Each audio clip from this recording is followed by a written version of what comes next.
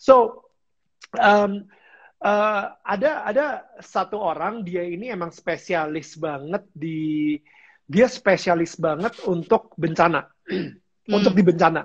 Jadi kalau misalnya sampai ada bencana, dia adalah orang yang paling pertama banget untuk datang dan apa ya, kayak ngebantu dan donasi dan lain-lain gitu.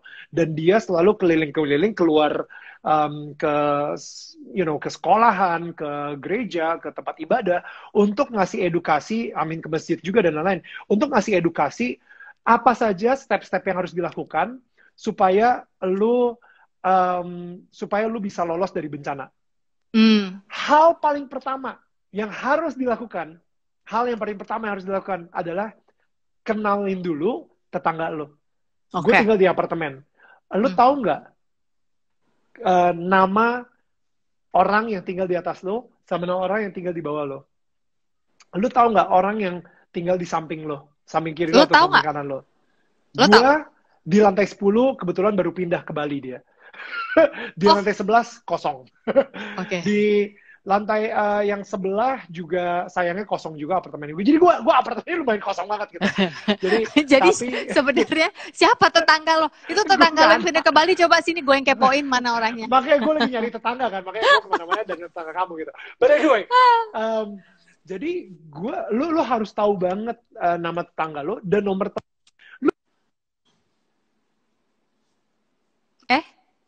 telepon masuk. Nah, kalau misalnya tiba-tiba ada asap datang dari tetangga lo tahu nggak harus telepon siapa? You know, karena kalau misalnya lu nggak tahu harus telepon siapa, atau lu nggak kenal, atau gimana, lu gimana bisa matiin apinya? Kalau nggak nanti apinya merembet ke apartemen lu, atau misalnya apinya ke rumah lu juga, atau gimana gitu. So the first thing that you should know is tetangga lu gitu. Dan maksud gue, it's a beautiful thing gitu. Jadi I think dengan gue menciptakan si Daniel tetangga kamu ini, gue sebisa mungkin ingin membuka pikiran kita untuk lebih mengenal satu sama yang lain sebagai tetangga gitu. You know, bukan sebagai without judgment. Exactly, bukan sebagai orang dari suku ini, orang dengan agama ini, orang dari apa. No. Dengan lu adalah tetangga gue dan gue adalah tetangga lu. Dan gue suka banget the fact that dulu orang panggil gue, yo VJ Daniel. Wah, ini dari generasi MTV. Yo, ini Daniel yang hostnya Idol nih. Idol. Ngomong kayak gitu. Oke, ini generasi yang ini. Dan hari ini banyak banget yang manggil gue, itu Daniel, tetangga gue. I just love it. You know, like I think it's brilliant. It's more relatable. Yeah. It's more connected, you know, to people. Yeah. They see me as their neighbor, you know, and I think it's a beautiful thing. I think it's really brilliant. Ini barusan ada yang bilang kemarin nonton episode Dewi Sandra. Pasti seru sama Dewi Sandra. Because she was on Sophie Nafi Talks too. Dan itu tuh gak kerasa udah sejam yang gue kayak, bisa gak kita ulang dari awal? Dewi Sandra is just so... Orangnya luar biasa sih. Gue literally, ini off kamera sih, tapi gue sempet nangis gitu. Pas lagi syuting si DTK tersebut gitu. Dan ya untungnya si Dewi, karena dia ngomongin tentang sesuatu dan gue marah dan habis itu gue nangis dan ya akhirnya dia edit take out. Oke, nanti tukar sama cerita skandal MTV gue. Oke, nanti ya. Oke, jadi tadi Daniel sudah bilang ke kita bahwasannya sebaiknya sebagai tetangga itu kita harusnya bagaimana? Know your neighbor so that you can love your neighbor. Kalau kita belum tahu dia, gimana kita mau love dia, sementara dia sebenarnya adalah orang yang paling dekat ya, seharusnya lebih dekat dari saudara. Malah kalau kata beberapa istilah-istilah kalimat di Indonesia, seringkali tetangga justru lebih dekat dari saudara, because they're really literally kiri kanan lo atau atas bawah dalam konteks apartemen. Nah, sekarang gue mau nanya soal ini. Lo memang dari dulu searticulate ini ya kalau bicara, sebelum VJ Han sekalipun. Kita balik mundur dikit ke VJ Han tadi. I'm not sure, like articulate itu maksudnya apa ya? Lu lancar gini, lu fasih gitu. Kalau ngomong tuh dari dulu fasih. Kan ada beberapa orang gini, ya sebenarnya gue juga gak nyangka sih dulu bakal jadi presenter atau VJ. Gue tuh dulu tukang gagap atau gue stammering, tapi ternyata Tuhan pakai gue di sini, terus gue jadi melatih diri dan gue bisa bicara. Nah, kalau lu tuh memang bakat dari dulu, termasuk agak. Gue dulu jualan chatty. MLM ya. Gue tahu tuh, gue pernah baca tuh. Tapi kan jualan beda. Lu chat dulu sebelum jualan biasanya. Iya, enggak juga gitu. Maksudnya gue jualan MLM tuh, maksudnya gue selama I think 2 atau 3 tahun deh. Kayaknya gue lumayan kayak aktif untuk jualan si multi level marketing ini. Biarpun gagal ya, karena again seperti tadi gue bilang, gue secara sales tuh jelek banget, sehingga ketika gue follow up, gue ditolak dikit. Boleh saya mikir-mikir dulu? Ya udah, mikir aja terus. Gue matiin handphone dan gue nggak pernah baper banget.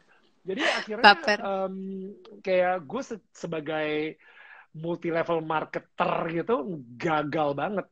Gue nggak sampai kemana-mana gitu. Tapi gak tau kenapa gue masih ngelakuin sampai 3 tahun. Ternyata karena gue suka aja presentasinya. Ngobrol. Iya.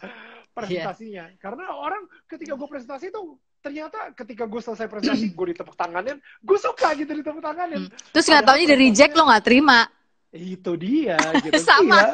Gue juga nggak demen tuh.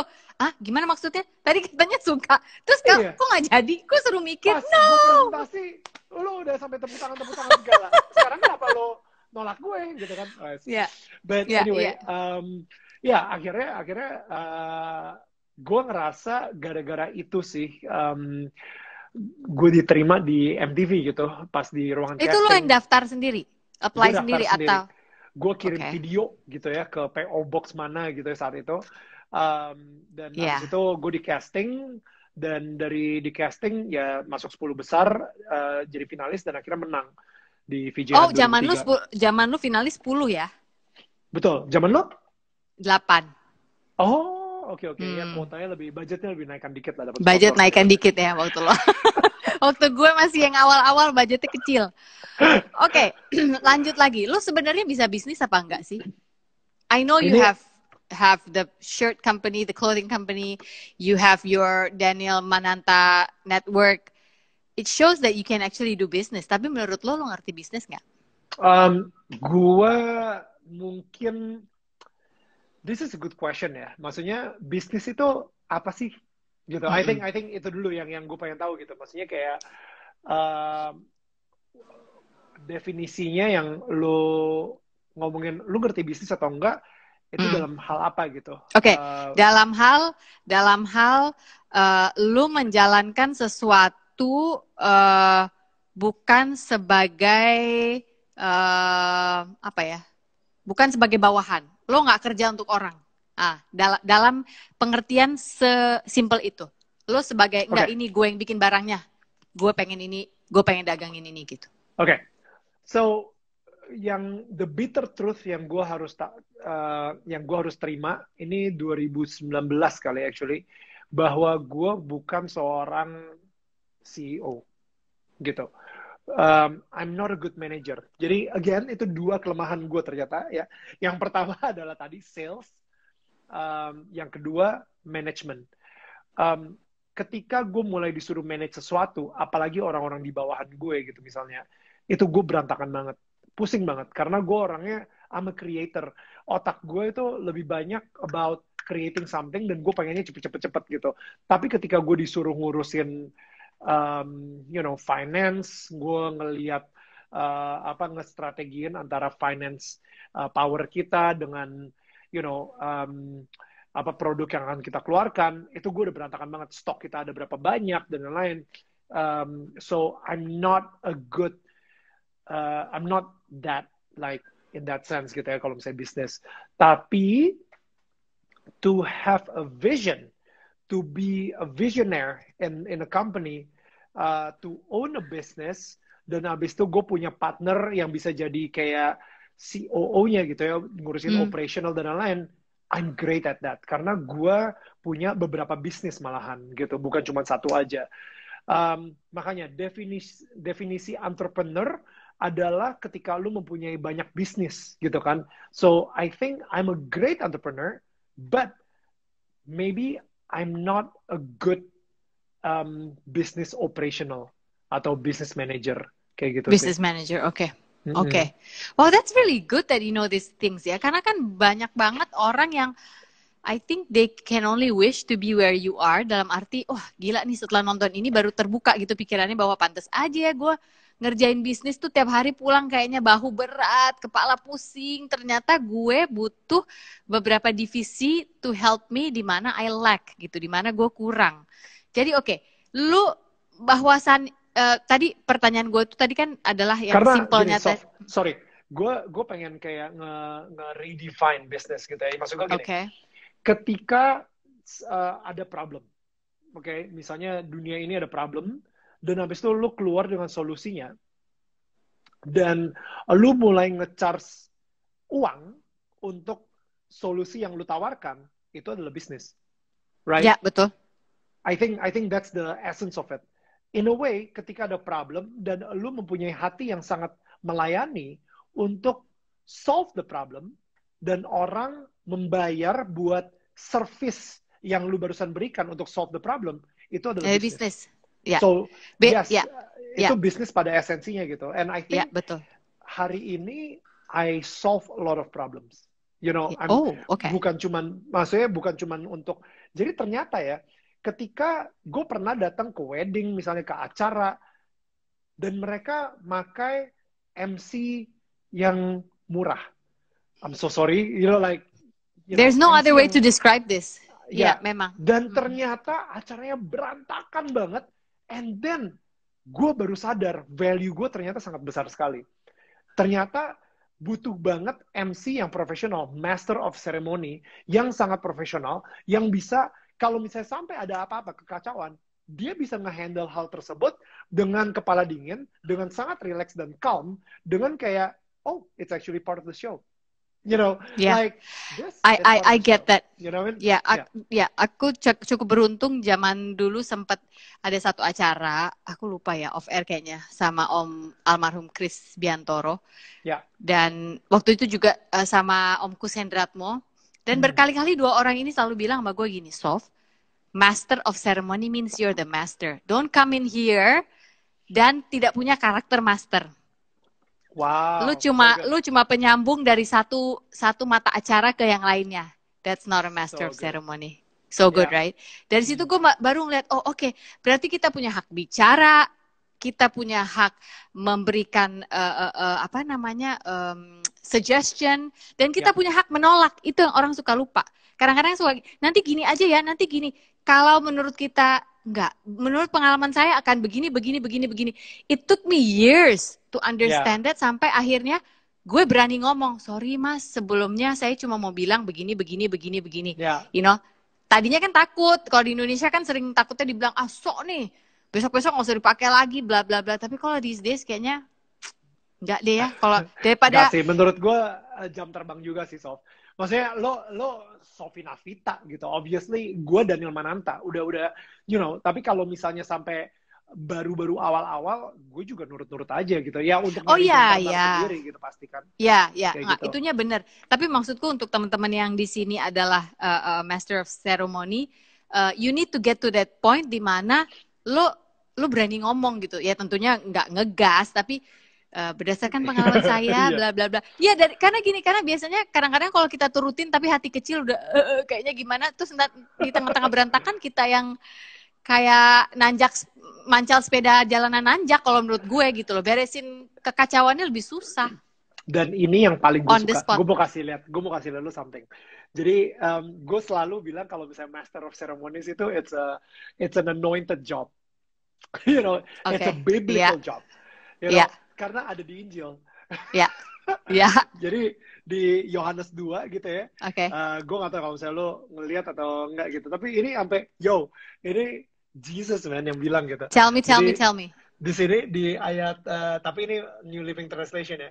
Jesus told the servants, fill these jars with water. When the jars has been filled, he said, now dip some out and take it to the master of ceremonies. Boom. boom. Terima kasih. Kayaknya, itu menguatkan gue hari ini. It's an anointed job gitu, bukan you know, it's a biblical job. Dan maksudnya satu kalimat yang ditulis di Injil gitu ya, about sama si master of ceremony itu, dia muji si pengantinnya. That's it. Cuman jadi di satu Injil yang tebel itu, si master of ceremony itu cuma dapat satu line atau dua line actually. Cuman si dua line ini isinya cuman mengangkat, memuji sama yang punya acara. Yang punya acara. Udah, it's our job. Ya, betul. I think betul. That's it. Yes. Membesarkan hatinya, menyemangati. Kan orang kalau punya acara kita nggak pernah tahu ya stres-stres di balik itu kayak apa. Oke, lanjut ke yang berikutnya. Pertanyaan gue adalah, yang mungkin orang-orang banyak yang kepo, tapi mungkin mereka udah tahu karena mereka selalu nonton YouTube. Kalau gue sebagai mama-mama, I don't always have the time. Kenapa lo tahu season lo di Idol udah selesai? Yeah, it's time. Dan gue seneng banget sih. Kayak I mean, obviously gue udah sempat ceritain ini juga gitu. Basically, you know, orang-orang bilangnya I don't care ya, maksudnya kayak the universe atau hati nurani atau whatever. Tapi emang ada that nudge, kalau gue ngomongnya by the spirit gitu ya, the nudge yang bilang kalau misalnya udah ya Daniel sampai season 10 aja, and you know, let's move on gitu. I don't know. There are so many things. Kayak gue semakin ketika gue let go of Indonesian Idol, gak tau kenapa banyak banget revelation yang gue dapet, dan gue sendiri juga jauh lebih bukan bahagia, sorry, kesannya kayak dulu gue nggak bahagia. No. Gue lebih apa ya? Fokus, I think, to the purpose gitu ya. Walaupun tujuan lo diciptakan. Exactly, the purpose why God created me. Yes, betul. Karena jujur sampai hari ini gue masih nggak ngerti gitu apa sih purpose sebenarnya, purpose gedenya. Cuman yang gue bisa lakukan adalah gue menjalaninya setiap hari.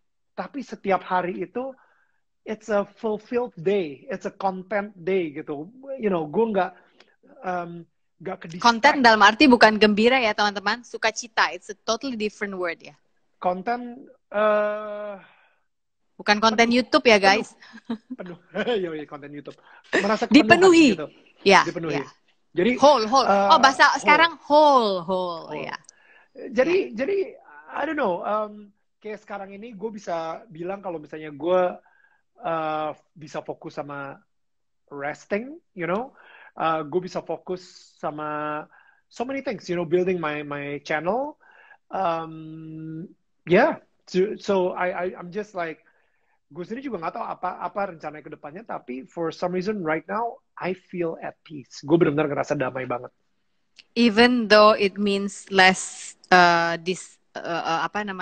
exposure of you on TV yang bisa berakibat ke less cuan, even though if it means that. But you know what, tiba-tiba gue barusan kayak ada kepikiran satu kata gitu ya. Less exposure doesn't mean less fame. Bener nggak? Okay. That's good. Yeah, less exposure does not mean less fame, betul. Ya, lu nggak ke-expose di TV, bukan artinya lu tidak seterkenal itu lagi gitu. The crazy thing, ketika gue let go of Idol, gue nggak pernah ngerasa seterkenal ini gitu. You know, kayak orang-orang pada ngomongin, wah Daniel kenapa cabut dari Idol dan lain-lain. Dan baru kayak beberapa hari yang lalu, BCL, you know, minta gue untuk interview dia untuk I saw that. It was beautiful. It's beautiful untuk ngeproses tentang perjalanan hidup dia selama setahun terakhir ini ketika kehilangan Ashraf gitu. Jadi maksud gue kayak what an honor, gila.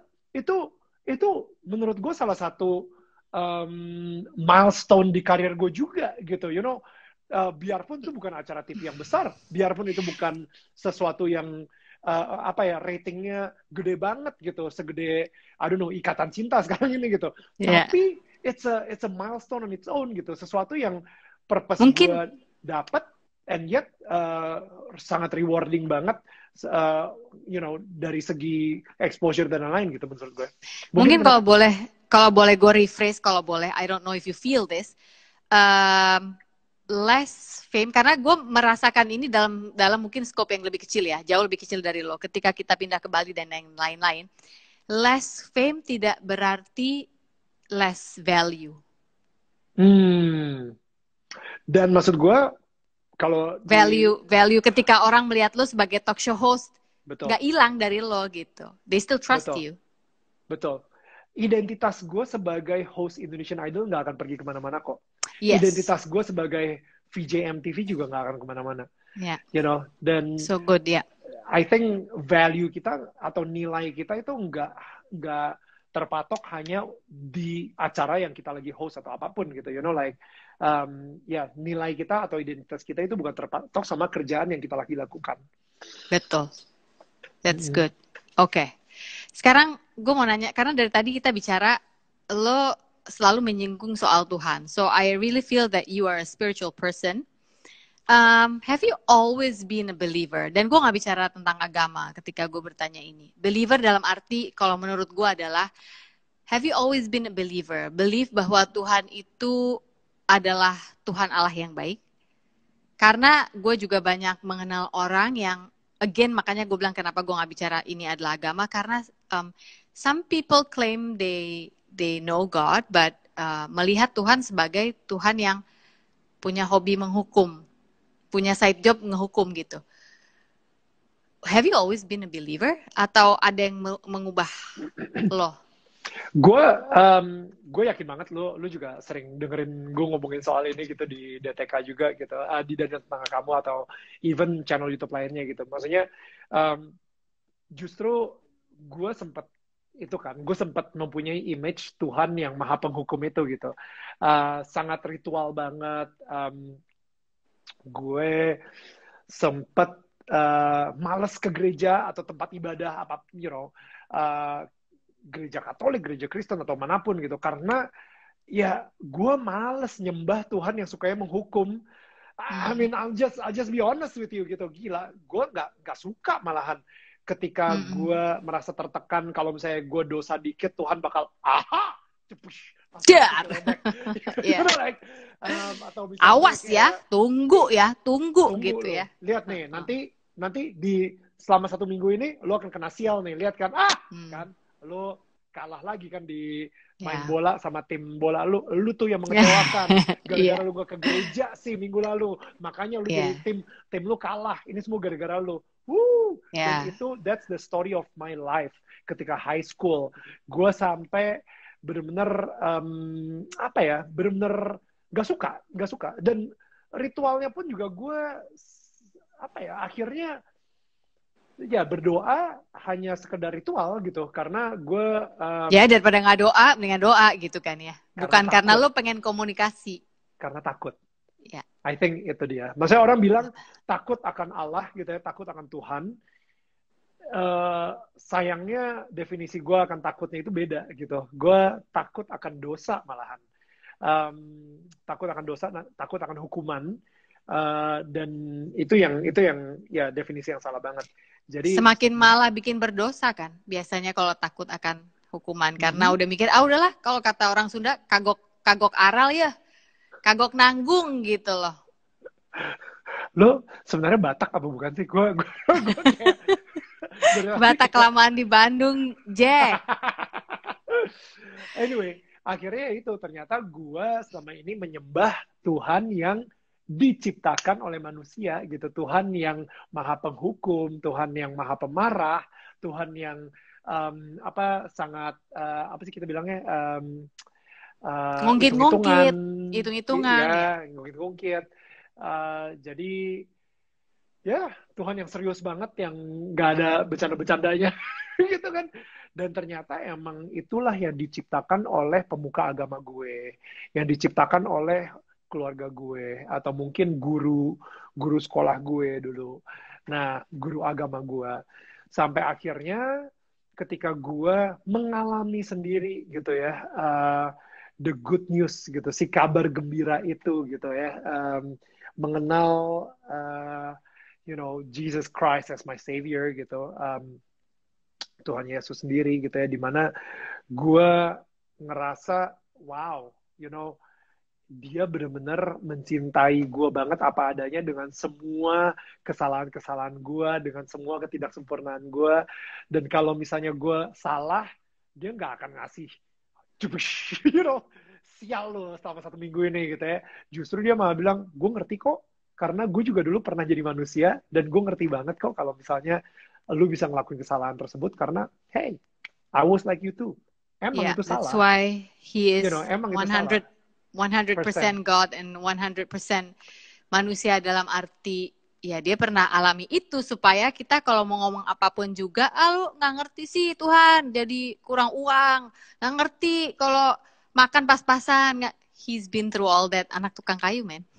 Dan ini yang gue pengen kasih tahu juga gitu ya. Kita selalu bilang kalau misalnya berita Injil itu, the gospel, itu adalah kabar gembira. Ya kan? Tapi kenapa orang-orang gereja sekarang ini nggak mewartakannya dengan kabar gembira? Itu dibilang kayak kabar buruk malahan. Kayak itu nambah beban lagi di bahu gue gitu. Itu dia kenapa gue menyembah Tuhan yang diciptakan manusia, dan gue gak suka sama Tuhan yang diciptakan tersebut. Jadi image Tuhan yang diciptakan manusia. Betul. Jadi maksudnya gini, Sof, kayak ini sorry ya, ini maksudnya kayak baru 2 hari yang lalu nih gue ngomongin ini sama temen gue gitu. Kayak kabar gembira tuh kayak gini, Sof, gue punya kabar gembira buat lo. And lu kayak, yo, I'm excited. What is this? Like, gue punya kabar gembira buat lo. Minggu ini, semua corona akan habis. Kita udah bisa traveling lagi kemana-mana. Wah, itu kabar gembira. Iya. Ya nggak sih? Iya. Kayak misalnya, gue punya kabar gembira buat lo. Mulai besok, kita bisa party lagi. Misalnya kayak gitu.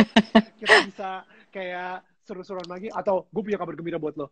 Lo akan bisa ngerilis album lo yang udah selama ini lo tunggu-tunggu untuk ngerilis album lagi. Yes, ada label yang akan nge-finance lo untuk, that is good news.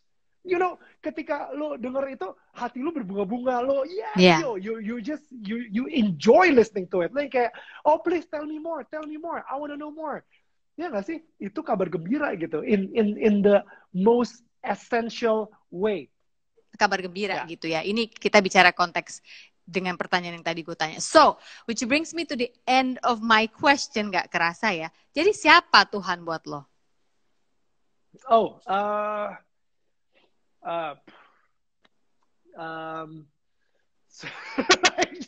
Wow, oh my goodness, gue selalu nanya ini ke bintang tamu gue, cuman gue gak pernah nanya ini ke gue sendiri. Just kidding. So I'm asking it for you. Yes, thank you. Well, definitely, kalau di gue, obviously, si Allah Tritunggal gitu, Father, Son, Holy Spirit. He is a Father.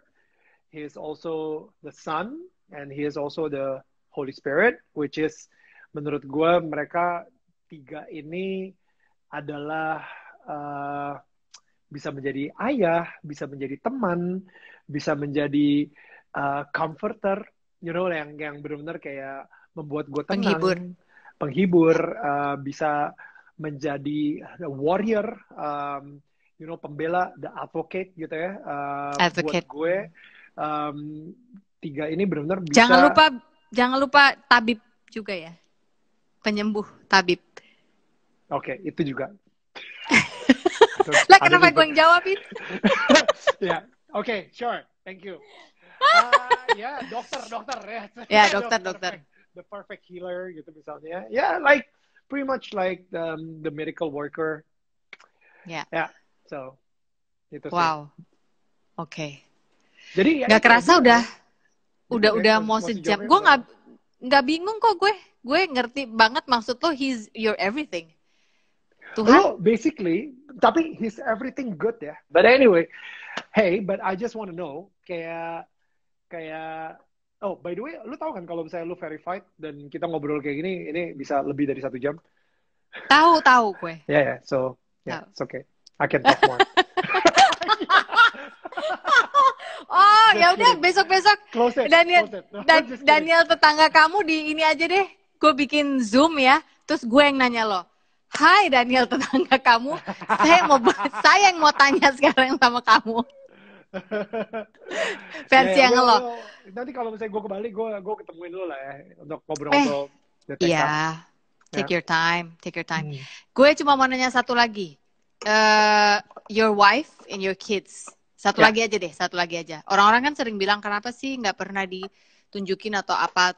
And I can understand ketika lu pernah bilang di salah satu situs lu bilang bahwa nggak fair buat mereka untuk dipublicize padahal yang bekerja di dunia entertainment itu lo ya di mata dunia. Is that your one and only reason or do you have another reason untuk tidak terlalu karena kontrak atau apa? Enggak.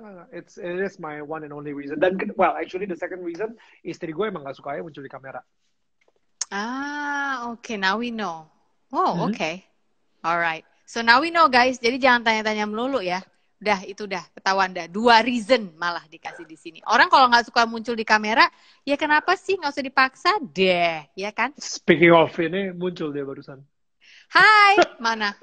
No, tapi kan gue pakai. Oke, tangannya aja Tangannya aja. Viola, can you show your hand here? We're literally just talking about you, and suddenly you walk in. Panjang umur. Well, you just come. Yeah. Just say hello. Okay. It's okay. I'll do it. I left my bag in this room. Yeah. Hello. Hi. That's Sophie. They're in Bali. Hi, Viola. How are you? She can't hear me, can she? Because you have your headphones. Yeah. Okay. You wanna hear? No. Okay. So, hi, Viola. Hello. We were just talking about you just a little bit towards the end of the show. And we were I was asking him, is that his one and only reason for not, making his family public dan orang-orang bisa ngeliat gitu ya. Yeah. But, salah satu alasannya juga adalah karena he says that you don't really like being on camera. So, now everybody I really hate it. I'm getting more comfortable with it. So I think coming on and saying hello here. Udah mulai nular. Udah mulai nular. Udah mulai ya. Okay. Thanks so much for being here, even though it's probably the last few minutes. But wait, while you're here, mumpung, sorry nih. Okay. Enggak, karena dia udah muncul. Gue jadi punya ide. What? Enggak. Oke, boleh. Oke. Sebenarnya yang mau gue tanya ke dia adalah Daniel itu adalah tipe suami seperti apa? Itu penting banget tuh. Gue pengen tahu dia bawel, dia dengar galak. Karena dia pakai. I know she can hear, yeah. So is he bawel or galak or super disciplined? What kind of a husband? This man? Gerah. Minum dulu. Credit card dari gue. Just making sure. Nyogok.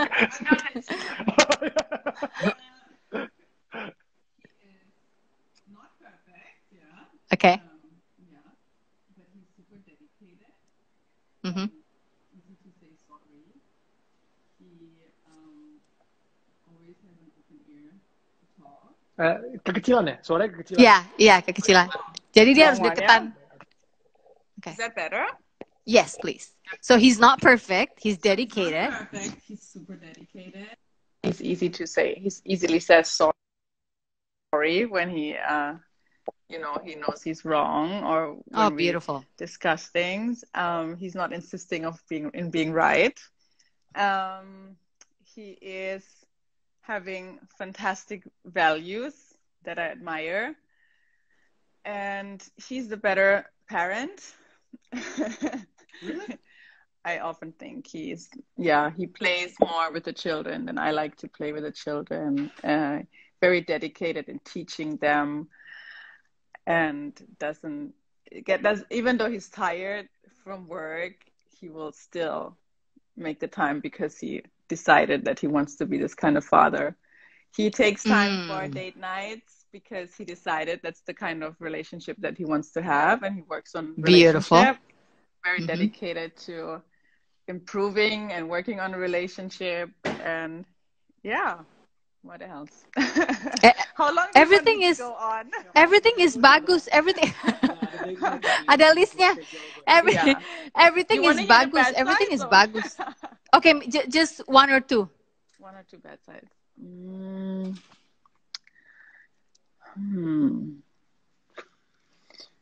Maybe he takes too long with his hair. No. And when I was very busy. I was in a situation today when I wanted help and he was too busy. That's one bad side. But usually, yeah, he has a lot of time he puts aside for family. So even though he works a lot, he will allocate a lot of time for family or quality time with me. So I never feel like we don't have enough time together. Another bad side, huh? Yeah, I'm like, what can I tell? Tuh kan, means it's one too many. That just means that she is finding it hard to find your bad sides. Well, udah itu aja. Really, maybe I have one. Picky. I have one. When he eats noodles, he slurps so loud. It really comes out. Yeah. And even if it's spaghetti, he would do that, and I do not it's annoying. appreciate that. Yeah. So okay, there you know. Now you know it. Yes. Okay. It's out now. It's out in the public. Yes. Okay. Di silent lain kali lo nih lo kalau like makan. Husband slurping. Or Daniel Mananta is slurping when he eats noodles. Malah itu paling enak ya. All right. So anyway, thank you so much, guys, for being on this very simple talk show. Yeah, thank you, Viola. Thank you so much for coming in towards the end. Even it's very precious. My pleasure. I was just looking for my keys, and then here I am. Okay. Carry on then. Carry on. Silakan. Okay. No, I already. If you want to go look for your keys. But thank you so much. Ya sudah. Okay. Yeah, good talking to you. I didn't see Likewise. much of you, but you look super friendly and cheerful. Very nice. Thank you. Okay. Bye. Bye. Bye. Lo bener ya, Neil. Nanti pada saat lo ke Bali, kita harus try to make time untuk berjumpa ya. That's good. Ngobrol-ngobrol aja, kita ngopi-ngopi. Okay? Okay. Thank you so much for your time. I know you're a very busy man, but thank you so much that we get to see another snippet side of you, di mana bahkan di saat terakhir istri lu sendiri aja sempat berkomentar, and I really believe you're a very good father, a good husband, and keep continuing to do what you're doing. You're a very good neighbor, Daniel. Thank you so much, Daniel Mananta, for today. Bye, Saf. Bye, I'll see you. God bless you. Bye. Itu dia tadi Daniel Mananta. Semoga teman-teman semuanya puas melihat hari ini ngobrol-ngobrol sama teman lama saya, Daniel Mananta, tetangga saya, tetangga kamu juga.